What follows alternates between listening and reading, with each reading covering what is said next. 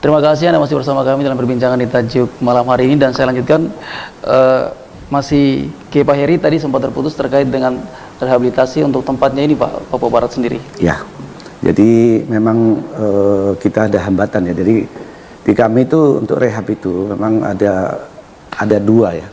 Ada yang sukarela, voluntary, ada juga kasus compulsory.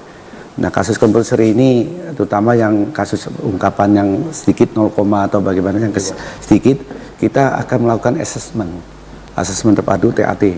Nah, hambatan kami untuk rehab yang dari compulsory ini karena BNN adanya cuma di Manokwari, BNMP. Jadi rekan-rekan yang Sorong, yang ada di Polres, misalkan Raja Ampat, Fapak, itu agak kesulitan untuk melaksanakan asesmen itu. Padahal hak mereka juga mendapatkan layanan rehabilitasi juga harus diberikan.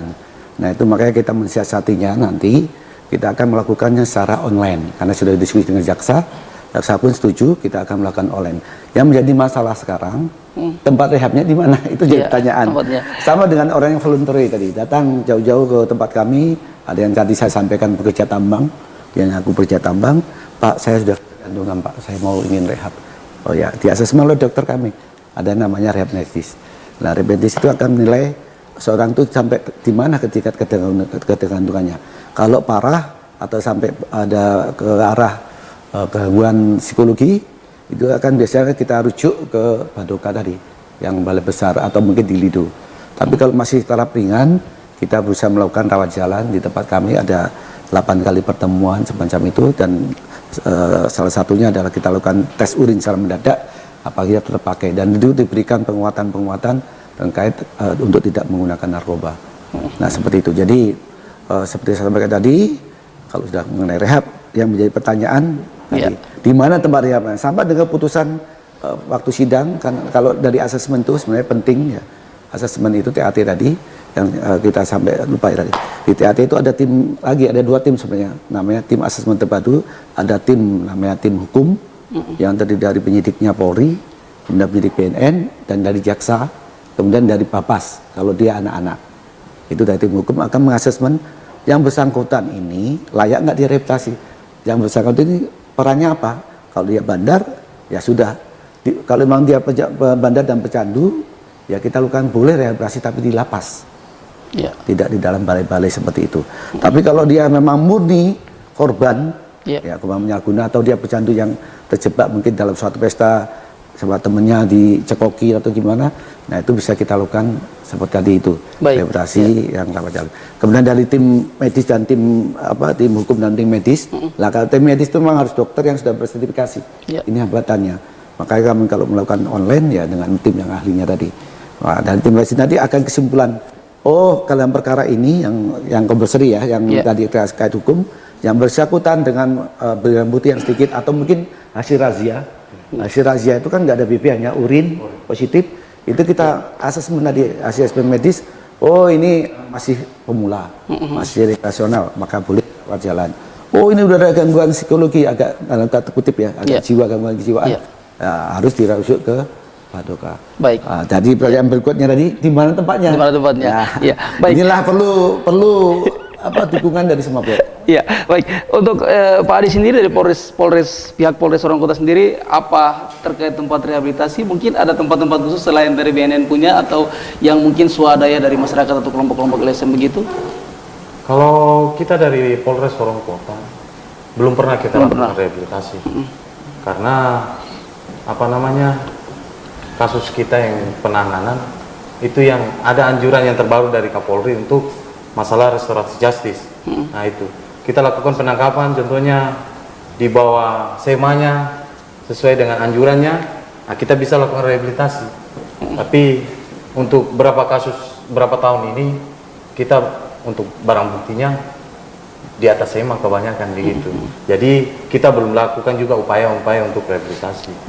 Jadi kalau untuk sifatnya kita cuma himbauan, kita sering lakukan himbauan. Tapi kalau untuk rehabilitasi belum pernah kita lakukan. Belum pernah ya? Baik, ya. Saya lanjutkan lagi ke Pak Heri tadi, ini terkait ada istilah namanya narkotika. Mungkin bisa dijelaskan nih Pak terkait narkotika sendiri. Tapi menanggapi dulu yang tadi yang asesmen. Kebetulan saya mantan TIR ya, mantan di narkoba. Jadi ada Perpol nomor 8 ya tahun 2021 itu menyatakan kalau ada barang bukti yang sedikit, Ya. itu boleh dilakukan restoratif justice. Tapi mekanismenya tetap melakukan harus melalui TAT tadi. TAT itu yang ada di kewenangan kami untuk menilai itu pantas nggak untuk dilakukan restoratif justice. Ya. Nah, hasil asesmen di TAT tadi, Ya. nanti ada mengeluarkan rekomendasi. Itulah dasar teman-teman dari Polres untuk melakukan restoratif justice. Kalau memang dia layak direhabilitasi, akan dilakukan setelah dari kami mengeluarkan namanya hasil asesmen itu, hasil rapat rekomen kami ini, Ya. menjadi dasar juga mereka untuk membuat namanya gelar perkara khusus. Dari gelar khusus itu akan dihadiri oleh baik dari pengawas internal, propam lah, dari itu akan digelar, oh perkara ini memang layak untuk direhabilitasi. Yang ditanyakan tadi tempat, nah kembali ke tempat ini sebenarnya kemarin kami sempat audiensi ke Kesbangpol ya. Ya. Memang wacana yang perlu karena kami dari data toh ada sebenarnya orang-orang Papua Barat ini menjadi korban dari penyalahgunaan narkoba yang layak direhabilitasi. Karena itu kita mendorong dari pemerintah provinsi ya untuk mengadakan tempat rehab. Nah, hari ini kami coba audiensi tadi di tempat tanah di mana wilayah Sorong. Nah, mungkin itu semacam itu kita bagusnya tempat rehab mungkin di Sorong daripada kita di Manokwari yang lebih jauh akses transportnya. Untuk wilayah-wilayah mana titik tengah ya di Sorong. Kalau ada akses tanah yang diberikan oleh pemerintah kabupaten itu bagus sekali untuk jadikan balai loka untuk rehabilitasi wilayah sini daripada harus jauh-jauh ke Papua. Iya, berharap ada kerjasama juga dari pemerintah sendiri Pak ya, dalam hal ini pemerintah daerah. Nah, ini yang kita harus perlu dukungan dari teman-teman media untuk mendorong kita bisa lebih bersinergi dengan Pemda untuk mendukung kita. Karena kita bekerja bukan untuk kami sendiri, tapi kerja untuk masyarakat Papua Barat ya, untuk masyarakat anak-anak agar terbebas agar tidak terhindar dari pasar narkoba. Karena pembangunan bagus percuma kalau IPM ya, anak-anak generasi muda kita semua teler terkena narkoba. Dan ini harus menjadi tanggung jawab bersama. Pak Heri, satu pertanyaan lagi ini masih terkait dengan ada istilah narkoba, ada istilah narkotika. Mungkin bisa jelaskan Pak, narkotika itu apa? Jadi narkotika sebenarnya ada definisinya itu adalah zat dari tanaman atau bukan tanaman apabila masuk dalam tubuh akan menimbulkan efek, menimbulkan nyeri dan kemudian ada penghilangan rasa seperti itu. Dan itu kalau narkotika itu ada efek ketergantungan. Maka istilahnya sebenarnya narkotika itu yang ada dalam Undang-Undang Nomor 35 tahun 2009. Nah, istilah narkoba ini adalah istilah yang dibuat oleh hanya istilah, ada singkatan. Dari narkoba itu adalah narkotika, psikotropika, dan bahan aktif. Kalau yang dari Badan POM menyatakan napsa, narkotika, dan yang aktif lainnya. Kalau di Polri mengistilahkan narkoba, narkotika, psikotropika, dan aktif. Jadi ada 3 zat di sana. Nah, narkotika itu yang seperti saya sampaikan, kalau dia menimbulkan ketergantungan, gangguan psikis atau menimbulkan perubahan perilaku dan lain-lain, itu masuk narkotika. Tapi kalau tidak menimbulkan ketergantungan, zatnya obat-obat itu disebut psikotropika. Hanya sifatnya ketagihan psikis saja. Tapi kalau sudah sampai badan benar-benar ketergantungan, ada perubahan perilaku dan lain-lain, itu masuk golongan 1. Kemudian terakhir yang tadi bahan aktif, contohnya tadi sudah disampaikan, mungkin ada semacam pil koplo, pil BK, kemudian ada gorila sudah masuk narkotika. Mungkin ya semacam kalau lem sebenarnya yang belum masuk karena lem itu bukan narkotika. Karena lem itu adalah disalahgunakan, itu adalah bahan, kalau kita bilang prekursor ya. Itu adalah bahan teknis yang disalahgunakan untuk mereka teler. Nah, itu jadi bukan narkotika. Jadi seperti itu. Istilah narkotika itu adalah istilah undang-undang. Kalau narkoba istilah yang umum dipakai. Kayak, ya istilah awam, istilah yang lebih mudahnya dipahami masyarakat. Baik, Pak Heri, selain obat-obatan dan juga ganja, jenis narkoba lain seperti apa yang kemudian sangat membahayakan diri dari manusia? Tadi sudah sampaikan gorila, saya juga kaget gorila sudah masuk di Sorong karena gorila ini 10 kali lipat dari ganja. 10 kali lipat. Ya, jadi pengaruhnya lebih.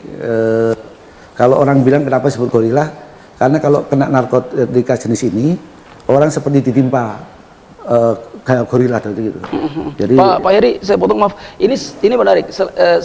Semakin banyak orang menggunakan ganja, saya penasaran apa yang kemudian menyebabkan sehingga orang itu sehingga langsung kemudian merasa ganja itu mau untuk dikonsumsi.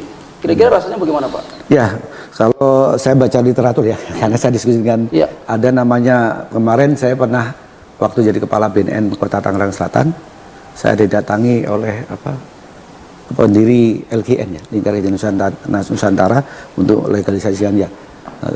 Saya kira dari situ ada dua orang, ada yang sifatnya seperti teori ya, ada yang menyebabkan jadi aktif, ada juga yang orangnya jadi tell me, agak telat mikir, agak beli. Jadi itu sebenarnya kebanyakan kalau sudah terlalu banyak ganja, yang terjadi merusak otak seperti itu, dan dia mengalami halusinasi ya. Jadi dia bisa jadi halusinasi. Dia dicarikan high itu kalau menurut mereka, ya kalau menurut pendiri ganja LGN kemarin, itu orangnya lebih cerdas dari orang normal. Itu kan menurut versinya orang mabuk. Jadi dia merasa pembenaran bahwa itu adalah saya mabuk ini lebih cerdas dari orang normal. Menurut kita kalau orang awam, kamu mabuk, bukan cerdas, itu malah mungkin misalkan.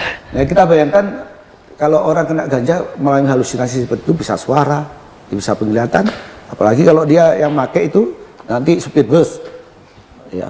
Tadi kira dekat, gak ada jauh, udah dekat, atau suara pilot ya.